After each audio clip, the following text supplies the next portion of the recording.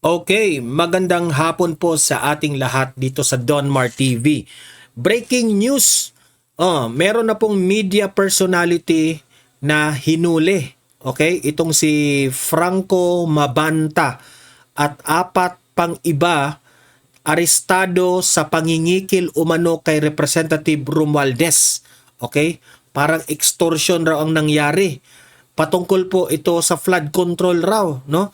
Na meron raw silang ebidensyang ilalabas pero hindi ilalabas nila kapag bibigyan sila ni Martin Romualdez ng 350 million. Tapos di umano nagpatulong itong si Romualdez para may ginagawang entrapment dito. Okay? At itong si Franco Mabanta ay kasali pala ito sa or siya pala yung di umano pagmamay-ari ng Peanut Gallery. Yun yung sa YouTube, di ba? Mamaya atin pong i-analyze ito ng ating opinion kung ito pa po ba talagang totoo na kasi itong si Franco Mabanta raw ay hindi umamin. Para malinawagan tayo dito, nag-live rin itong NBI. Okay? Gumawa sila ng press briefing on Franco Mabanta's arrest. Kaano ba ito katotoo? Kanina lamang po ito nangyayari mag-ano tayo, i-analyze natin ito kung scripted ba ito o hindi ito scripted. Okay? Kasi po, involved na po dito ang media. May media raw binabayaran. Mga gano'n na hindi ilalabas yung balita, may ebidensya, gano'n. Mamaya. At last but not the least, atin ring pakikinggan ang latest update kay Vice President Inday Sara Duterte at ni former President Duterte doon sa Hague, no? At sinagot po ang mga maiinit na questions dito kay VP Sara at sa mga issues na dapat niyang sagutin. Yan po ang ating pag-uusapan mamaya. Pero bago ang lahat guys, gusto kong magpapasalamat dito sa mga laging mga nanonood sa atin dito sa Donmar TV. Okay, sa mga nagpapa-shoutout, ito po, lakihan po natin para matuwa sila. Ayan. Gina Bonggalon, watching from Tondo. I'm your avid follower, Donmar TV. Maraming salamat, Ma'am Gina. Thank you po sa iyong panonood. Ramil, ayan. Hello, Sir Don. Hello rin sa iyo, Sir Ramil. Sana nasa mabuti kang kalagayan ngayon. Sino pa? Connie Rocaberte. Good morning, Sir Donmar, watching from Cebu City. Ayan, matagal na akong hindi nakapunta dyan sa Cebu. Shout out sa mga kababayan natin dyan sa Cebu. Headed by Connie Rocaberte. Ayan. Marilyn. Marilyn. Hello, Donmar. God bless you from Davao. Bago Aplaya. Ayan. Maraming salamat mga kababayan natin dyan sa Davao. Marilyn, maraming salamat. Belen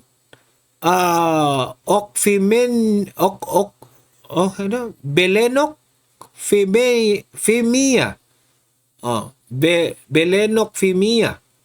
Hello Sir Don. Di man ako araw-araw nagko-comment pero araw-araw akong nanonood sa iyo. Ayan, palakpakan. Maraming salamat, Ma'am Belen. Maraming salamat. Ito, Leon, ang hirap naman. Leonisa Tanduyan. Ayan, from Pagadian City. Good morning, Idol. Maraming salamat, Sir Leo. Leonesa, ewan ko lang kung sir or ma'am. Hello po sa inyo. Renelyn March. Good morning, Donmar. Ayan, maraming salamat, Renelyn. Ayan. So, heto po yun, wag nang magtampo yung hindi natin nabasa yung mga shoutout, kasi hindi naman lahat mababasa ko sa sobrang dami ninyong mga audience ko dito, no? Sana hindi kayo magtampo sa akin at I will do my best na mabasa ko lahat pero hindi talaga kaya, no? Maraming salamat. Araw-arawin ko ng i-shout out, no? Tuloy lang kayo sa comment ninyo para mabasa natin 'yan. Okay, so punta tayo dito sa balita na isang media personality nahuli sa entrapment. Bakit nahuli ito sa entrapment? At anong kinaugnayan nito kay Martin Romualdez? Ito po yung balita. Panoorin natin. Inaresto ng National Bureau of Investigation o NBI ang social media personality na si Franco Mabanta at 4 na iba pa. Dahil umano yan sa pambablackmail kay dating Speaker Martin Romualdez. Binablackmail raw itong si Martin Romualdez. Bakit binablackmail si Martin Romualdez? Ito yung balita. Para nga sa iba pang detalye, live mula sa NBI headquarters sa Pasay City, may express report si Gio Robles. Gio, ano bang mga reklamo ang isinampa mismo kay Mabanta? Nikki, extortion o pangingikil ang reklamong kinakaharap ni Mabanta at 4 na iba pa. Ayon sa NBI Organized Transnational Crime Division, sinubukan umanong kikilan ni Mabanta si dating House Speaker Martin Romualdez. Humingi umano sina Mabanta ng 350 million pesos kay Romualdez kapalit ng hindi paglalabas ng sensitibong impormasyon na nag-uugnay sa kanya sa isang flood control project. Kalaunan, ibinaba umano sa 300 million pesos ang hinihingi ni Mabanta na babayaran sa 4 na tranche o 4 na hulugan. Ito, remember ha, itong si Mabanta, hindi yung mga biniblur ha. Ito, nasa left na ito. Remember na itong si Mabanta, hindi mo na tayo manghuhusga ha. Remember na itong si Mabanta ay tumanggi magsalita at hindi niya inamin. So ang tanong ngayon, is this scripted from the NBI? Yan ang pinakatanong. O totoo ba ito? Kasi po, mapapatunayan na yan kung meron pong text messages o conversation na talagang merong nag-deal si Romualdez at si Mabanta. O kung hindi man si Romualdez, ginamit lang siguro ng NBI na medyo may palitan po na negosasyon na bibigyan mo ako ng 350 million ha. Wag nyo lang bigyan mo kaming 350 million. Hindi namin ilalabas yung mga ebidensya sa flood control. Parang gano'n ang nangyari daw. Kasi kung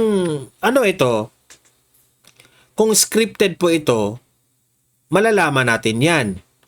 So, dapat ang NBI, magpalabas sila ng ebidensya kung saan meron pong palitan ng messages dito kay Mabanta at ni Romualdez. Yan ang dapat nating paniwalaan. Pero kung wala, imbestigahan muna natin. Hindi tayo dapat manghusga. Okay?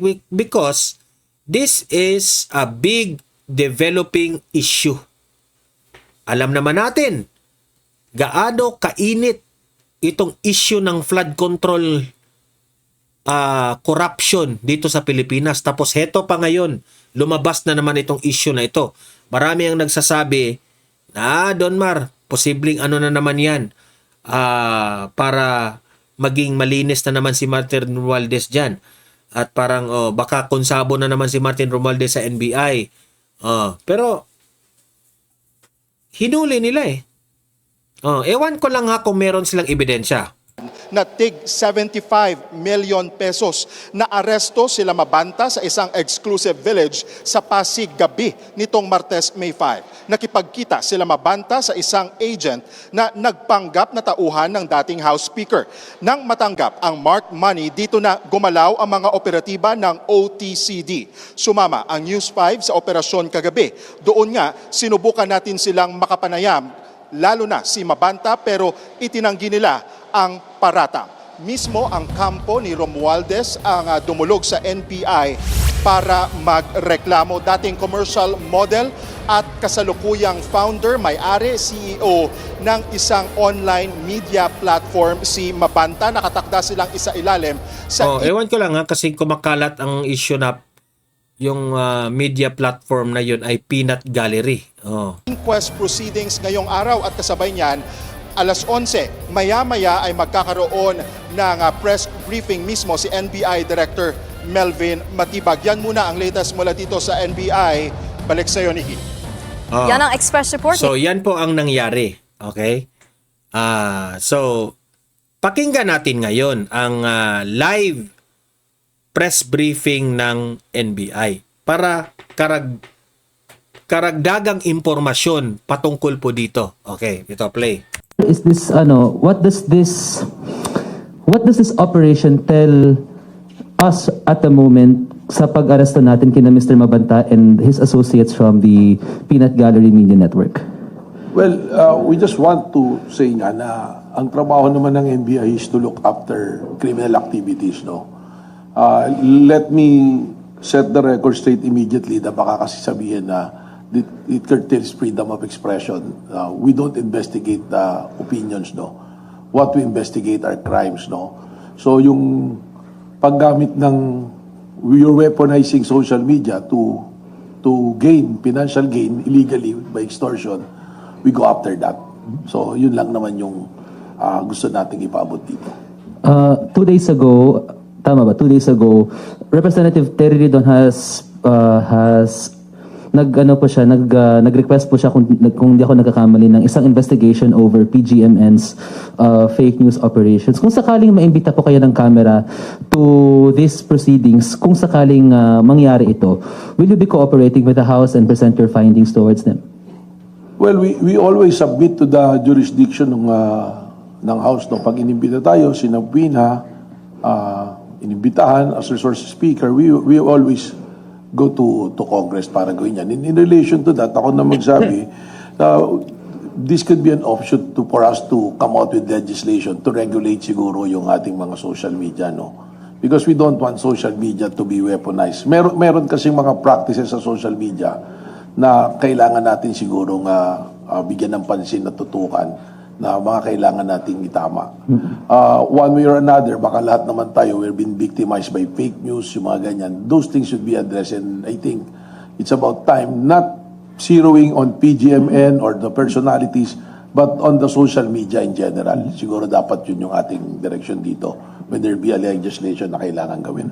Final pertinent detail lang po. Saan po ginawa yung operation? Sa Valle Verde, Pasig, or Quezon City po ba? It's Pasig, no? So they will be under the jurisdiction ng Pasig prosecutors and RTC eventually kung umakyat yung kaso. Okay, thank you very much. Mr. John Consulta. John Consulta po, GMA News. Magandang araw po, sir. Congratulations po sa NBI for the successful operation. I'd like to address this question to our operatives with your indulgence po, Director, sir. Pwede lang po namin malaman yung timeline. Kailan po, sir, nagkaroon po ng contact ang grupo po ng PGMN? Kasi po, last night, when I talked to them, they're claiming na sila daw po ang nilapitan. Sila daw po ang kinausap, not the other way around. Pero po, just to set the record straight, ano po ba yung nangyari po, sir? Kailan po nangyari at paano po sila nagkaroon ng contact? If you can just walk us through po. Attorney Mark Santiago, would you like to answer that? Yes, sir. Based on the complaint, meron ng initial talks since a year ago, pero nabuhay lang siya ulit with respect to a representative of the complainant. So, through the representative of the complainant, lumaki na yung amount. Kasi a year ago, mababa lang yung amount eh. Pero through the representative of the complainant, 2 weeks ago, it ballooned to 350 million pesos. So meron pang mga usap-usap at ang final demand is take it or leave it, 300 million pesos. Until umabot tayo sa entrapment po kahapon. Apo. Sir, ano po ang threat po kung meron man Kung hindi po may bibigay yung Sana i-release ng NBI ang mga ebidensya na ito, no? Yung conversation nila. 300 million na yun. At ano po, ilan po yung tranches pinag-usapan natin? Isang bagsakan po ba? Or may tranches po tayong pinag-usapan dito? Bali yung sa 300 million na nag-demand sila ng 4 tranches. So yung 4 tranches is consisting of 75 million per tranche. Tapos yung threat naman is meron deadline eh. So kung hindi masettle yun, May 5 magre-release sila ng first part 1 ng video kasi merong pinadala una, teaser, kung saan makikita nga na yung complainant is damaging yung kanyang... Ang pinakatanong ko dyan, kung totoo man na parang bina-blackmail si Martin Romualdez, ano ba yung bagay na bina-blackmail siya? Siguro naman yung si Franco Mabanta, meron siyang hawak-hawak na ebidensya laban kay Martin Romualdez patungkol sa flood control anomaly. Yan ang dapat natin ring imbestigahan kung meron ba talaga. Yung kanilang publication at yung threat is pag hindi masettle yung dinedemand nila, May 5 ilalabas na yung part 1 ng video. Opo. To the director, sir, just my final query. Gaano po ka-importante yung ganito pong klase ng operation? And if ever meron pa po ba tayong mga ipa-follow up pa na member po ng grupo po nila? Well, it will still be an ongoing investigation kasi it's yung PGMN, yung Peanut Gallery Media Network yung involved dito. So, we will look into ano yan well-known yung Peanut Gallery yan na yung mga telepono and accounts, social media. There are several social media accounts that was mentioned and linked to PGMN, So it will be a continuing investigation. But in the meantime, those who are apprehended, papailan na natin ng kaso rito para ma-inquest na, And eventually, ito naman, pag inakyat sa korte, then I think bail will be recommended dahil when I look into it as a lawyer, yung crime naman will be subject to bail, Opo. Sir, sorry po, pasensya na po ha. Huling pahabol lang kay Sir Attorney Pimentel. Sir, how difficult was it, sir, yung operation po kahapon? Dahil we understand na meron pong initial area na dapat po doon mag-meet up, pero yung dapat mabilisang operation, tumagal na po ng hanggang gabi. Na halos abutin na po tayo ng halos madaling araw na. Ano ba nangyari, sir? Bakit ho nagkaroon ng challenging part po ang NBI? Yun nga po, since nung mangyari na yung actual entrapment operation, consummate na yung demand and yung threat na kinukonsider natin na possible violation nga ng batas. Ang problema lang, yung subject ayaw niyang tanggapin yung pera personally. And ang explanation niya nga kasi doon sa lugar sa hotel, so maraming CCTV. So nag-instruction sa amin na dalhin ito sa isang lugar sa Pasig at ibang tao yung magtatanggap. So we have to release him kasi nga at that time hindi niya tinanggap yung pera. So binitawan namin siya and nagkaroon kami ng tailing and surveillance hanggang sa napunta kami doon sa tao na binigay niya yung address na binigay niya. So nung binigay po namin yung pera, hindi pa rin namin hinuli yung taong tumanggap kasi hindi naman sila yung kausap namin initially. So nagkaroon kami ng follow-up surveillance and tailing. So sinundan ho namin until sa time na ma-identify namin yung exact unit kung saan dinala yung pera. And to our surprise, nandun din po yung subject, si Mr. Franco, na siyang kausap namin dun sa hotel sa Makati. So that's the time that we declared the arrest of the subjects, including with other individuals na apparently kasama niya in conspiracy to facilitate the extortion. In relation to that, yung sa question mo kasi, siyempre titingnan din namin dito kung if there's conspiracy, kung coordinated activity ba to, yung financial beneficiary, sino kasi malaki yung amount. So beyond the arrested individuals will look into it. Tapos yung subject na ginagamit na na yung video na ginagamit, we'll look into the personality, sino ba yung mga nandiyan, ano yung interest, ano. So, titingnan natin lahat yan, all the angles. But rest assured, as always, NBI has been very, very fair. Ang intensyon namin dito ay protection na natin yung buong system, yung media system. Kasi, kayo mga nasa media, you will also be a victim here. If yung reputation will be tarnished because of some media practitioners using the modern form, itong social media natin, na to extort money, na manghihingi ng pera. Yung press freedom, okay yan, we protect it. But criminal activities will go after it. Very much well said po. Maraming salamat po, marami. NBI, congratulations po. Sino po susunod? Good morning, Direk Kakampi Online TV. Regarding tungkol sa mga nahuli natin ng mga tao, meron kayang mga protection, mga foreigner o any mga higher officer, pinaprotect sila, kaya ganyan kalakas loob sila humingi ng malaking halaga? Well, yun ang sinasabi natin, this will be still an ongoing investigation. Tingnan natin if the connection goes beyond the arrested individuals. As of now, we cannot say na may ganyan or kung ano pa man. Second question, hindi kaya ang NBI record niya dati may masamang record na imbestigahan natin? Ano naman po, lahat naman po ng aming na-apprehend, we submit it to background check dito po sa database na NBI. So protocol na po namin yan, hindi lang sa particular na group or individuals.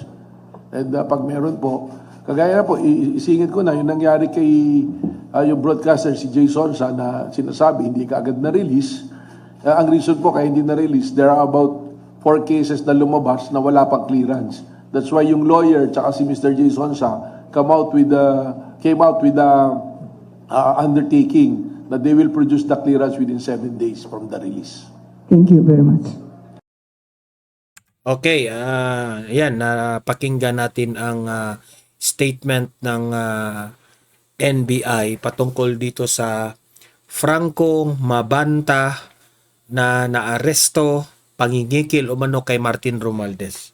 Alam niyo, sa totoo lang, sa ngayon, hindi ko muna masabi kung ito ay scripted o hindi.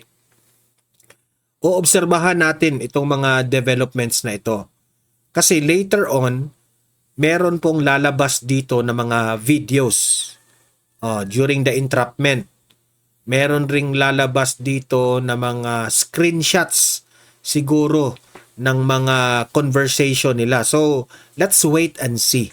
Hindi muna tayo manghuhusga. Okay? So, yun lang po muna. Yan po ang ito pong pinaka-breaking news ngayon, mabigat na nangyari kay Martin Romualdez. At ngayon, ito, pakikinggan natin ngayon itong update kay Vice President Inday Sara Duterte ni former President Rodrigo Roa Duterte. At sinagot ni VP Sara ang mga main issues ngayon sa nangyari sa kanya. Okay, ito. Panoorin natin. Okay na. Yes, VP Inday Sara Duterte, magandang hapon ma'am. How are you today? I'm okay. Thank you very much for asking. How are you today? I'm fine ma'am, especially looking at the future President of the Republic of the Philippines. VP Inday. VP Inday, the burning question is, how's the former President Rodrigo Roa Duterte? He's okay. Very chatty today. Mainly about politics. At least siguro mga 95% of the conversation was about politics. And then nagsabi siya na ang mensahe niya ay mahal niya ang Pilipinas, mahal niya kayo. Thank you, ma'am. Ma'am, a little bit of politics lang, ma'am, na question. What is your reaction to the statement of individuals, particularly those detractors, ma'am, involving all of your families sa impeachment complaint hurled against you? Well, I think it's unfair. Dahil hindi naman sila Vice President and hindi naman sila ini-impeach. And tulad ng mga asawa at mga anak din ng mga congressman, they have the right to privacy, being ordinary individuals and private citizens. VP Inday, what is your opinion doon sa mga really brave na congressman natin katulad kay Congressman Leviste at Congressman Miao Barzaga na they are very vocal and unapologetically blunt and direct sa kanilang mga statements, ma'am, about the current government. Well, pareho kami. Pareho tayong lahat ng nararamdaman tulad ng mga nararamdaman nila. At we applaud their courage to speak up kahit na alam nila na babalikan sila ng administrasyon kung hindi man in cases, posibleng mga threats or mga iba pang pananakot. VP, a lot of Filipinos are saying that there's a lot of mind conditioning right now being put on different social media platforms to confuse the Filipinos about your hard work as a government official, ma'am. What is your message to those who are trying to paint you black in the Filipinos' point of view? Okay, unang-una kasi sa politika, ganyan talaga yan, no? Lalo pati sa run-up to the 2028 presidential elections na alam naman natin na lahat na sabi ko nga, presumptive candidate na ako. And ang politika ay madumi talaga yan. Sabi nga ni PRD noon, paulit-ulit yan na sa Davao City. Sabi niya, ang style ng karamihan o maraming mga politiko ay you paint your enemy black so that you appear white. So that pag mukha siyang madumi, mukha kang malinis kahit hindi naman totoo ikaw. Yan ang nangyari ngayon sa kanya. Kung ano-anong mga binabato na issue laban sa kanya dito sa House of Crocs. Na malinis. No? So yan yun, una, madumi talaga ang politika. Pangalawa, kailangan maging kailangan matuto mag-discern ang mga Pilipino sa mga nakikita nila sa social media, particularly because pwedeng ma-manipulate ang information na lumalabas sa social media. Tulad na nga ng mga troll farms na naririnig ninyo, totoo yun, yung mga troll farms, no, na meron talagang negosyo na gano'n. At meron din talagang negosyo na nagpapalabas ng information, whether true or not, pero yun yung business ng kumpanya, ang magpalabas ng mga information. Ganon nga yung objective niyan, parang magpapalabas sila na, say for example, this is a popular sentiment or this is an unpopular sentiment. Unfortunately, sa social media, kahit libre siya para sa lahat, meron ding mga nagnenegosyo dyan na minamanipulate yung information na lumalabas. Ma'am, alam ba ni PRRD ang mga... Hindi ko sinabi, wag ninyong banggitin sa kanya. Hindi ko binanggit sa kanya ang impeachment at hindi ko binanggit sa kanya ang mga nangyari sa House of Representatives. So hindi niya alam na merong pangalawang posibleng impeachment na mangyayari. Kasi sa tingin ko, hindi na niya kailangan malaman ang mga ganyan na klase na bad news. Kasi wala din naman yung value sa kanya. Nandoon naman siya sa loob. Ang mangyayari lang doon ay mag-iisip siya. Tapos mag-overthink siya. Siya lang mag-isa. Hindi siya karapat-dapat para sa isang 81 year. Parang iniiwas na ni VP Sara na magkaroon ng depression si Tatay Digong. Dapat ang alam lang niya ay yung mga happy na mga bagay, lalo pati nag-iisip tayo na Grabe, no, ang talino ng idea ni VP Sara dito, no. Nga diyan siya bawian ng buhay sa loob, no? Diyan siya mamamatay sa loob ng detention. So dapat yung maaalala niya at naiisip niya ay yung mga masasayang bagay, hindi yung mga kalokohan, korupsyon at abuso ng mga Pilipinas. congressman at iba pang politiko kasama na ang administrasyon. VP, were you able to convince PRRD na magpa-physiotherapy today? Hindi mainly kasi politics yung napag-usapan, so hindi namin napag-usapan yung physiotherapy, pero kinamusta ko siya sa pagkain. Sabi ko, masarap na ba yung pagkain at nagbibigay ba sila ng Filipino dishes? Sabi niya, meron daw mga binibigay na almost tastes like Filipino dishes, kasi sinabi ko sa kanya na right niya yon as a detainee ang culturally appropriate food. And then he said na, meron naman na parang lasang Filipino dish. And then sabi niya, wag na kayong mag-alala kasi sabi niya, nakain ko na lahat ng gusto kong kainin noon. At sabi ko, nag-serve ba sila ng munggus sa iyo? And then sabi niya, wag mo na isipin yan. Sabi niya, lahat ng munggus nakain ko na noon. And then he said na ang hindi ko na lang nakain na munggus ay yung mongoose, the hayop, the animal.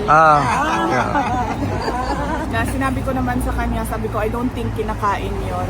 And then he said na pag sa Pilipino, pwedeng kainin yon. Mongoose. So, Ma'am, if there's one thing na you're very proud of na trait ni PRRD na nakuha mo, what is it? Ano bang traits ni PRD? Ano ba mga traits ni PRD? Puro yung Not bending to foreign powers, for example, the independence. siguro yung bravery, no? Yun ang aking parang pareha silang brave ni Tatay Digong. That he has. Dapat naman kasi talaga yon na hindi lang para sa president, hindi lang dapat sa vice president, kahit ordinary Filipinos. It is enshrined in our constitution, no, that we should have an independent foreign policy na hindi kinikilingan o hindi pinapaboran ang kahit sino except ang interest ng Philippines and the Filipino people. Just to conclude the conversation, Conclusion na ka. hindi pa diyan. What is the... Sorry, ma'am. Sorry. I mean, nagbiyahe kami ng 14 hours. Sorry, Last ma'am. 4 hours papunta dito para bisitahin ka. Ma'am, VP Inday, is there something that PRRD wanted to share to the supporters na hanggang ngayon, ma'am, hindi talaga natitinag? Oo, minention ko yan siya kanina, no? Sabi ko kahapon, there must have been more than 15 or more than 20 na nandito sa Duterte Street kahapon. And sabi niya, yun yung sabi niya, paabot mo lang sa akin yung message na mahal ko ang Pilipinas, mahal ko kayo. Perhaps we can ask questions from the crowd, ma'am. Sino may question ka? Go ahead. Yes, ma'am. Okay lang ako, ma'am. Wala naman akong problema. Sabi ko nga kahapon na doon sa question kung kamusta na ako. Ang problema lang, ang siguro para sa akin ewan ko lang sa ibang tao, siguro para sa akin ang pinaka-problema talaga ay yung magkakasakit ka na walang gamot at yung patay ka na. Yun talaga yung problema. Dahil yung patay ka na, ending na yun. Yung magkakasakit ka na walang gamot, papunta na yun sa ending.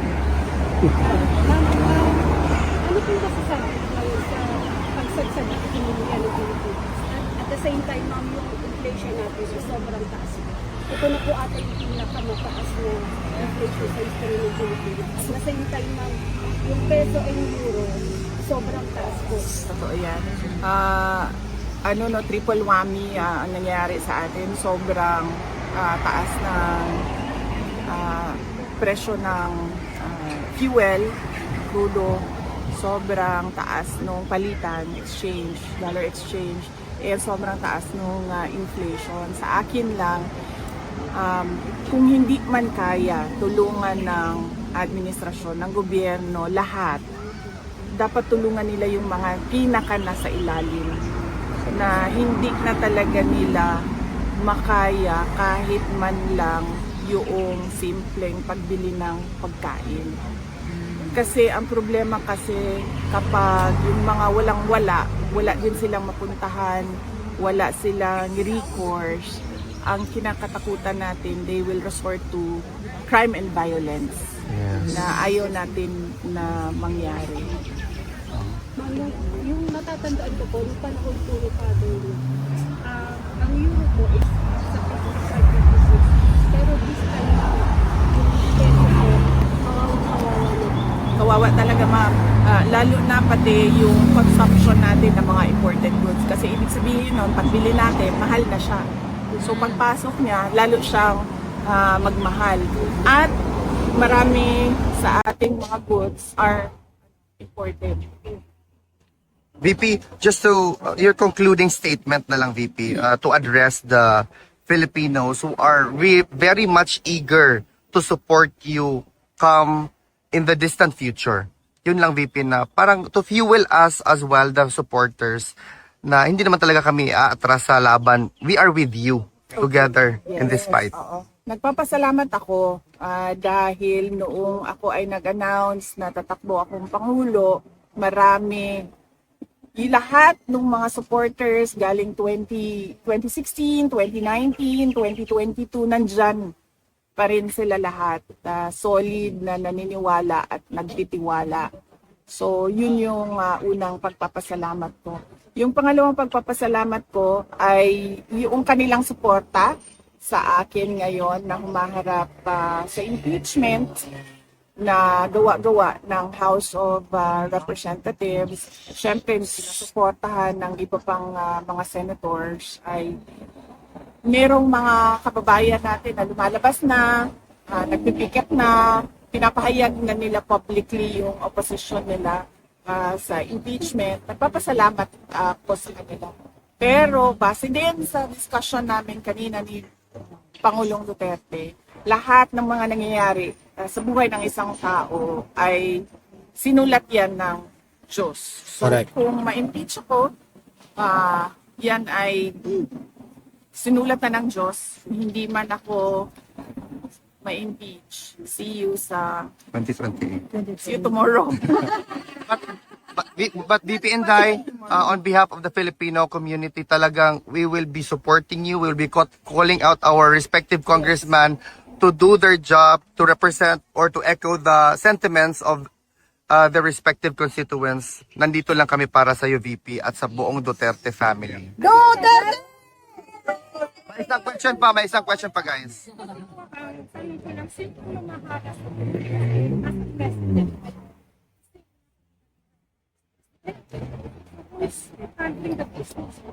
That is the question, ma'am, by everyone. No? Actually, yes. But hindi din natin alam kung bakit nangyari ang mga nangyari na nanalo siya. Pero para sa akin, nagsinungaling talaga siya sa kanyang gusto gawin para sa bayan at sa kanyang mga kapasidad na maging Pangulo. well, I guess you're the hope of the Filipinos back home. Thank you, ma'am. Thank you sa suporta ninyo. Thank you, VP. Hirapan din kami kasi taga-Toronto kami. Yes, We ma'am. wanted to see you. So hopefully you'll visit Mastic. Nandito kayo sa inyo. Yes, ma'am. Hopefully, I can make time to visit. But right now, ma'am, my travels abroad are mainly scheduled for visits with the PRD. But I hope I can make time next time. Yes, I look forward to that. Thank you. Thank you. May pera pa po ba ang Pilipinas? Wala na, sir. Actually, nakatanggap ang aming opisina ng memo, sir, na bilangin namin ang savings ng opisina namin kasi gusto makita ng DBM kung magkano yung savings ng lahat ng offices. Alam ni VP Sara na ubos na ang pera ng bansang Pilipinas.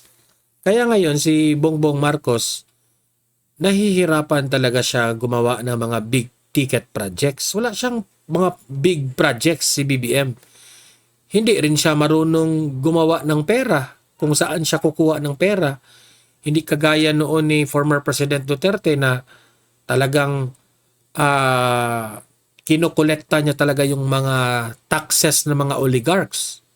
Ngayon parang si BBM wala talagang alam eh. Wala na. Yes, sir. Wala na raw pera. Thank you, VP. Thank you, VP. Mabuhay ka, VP.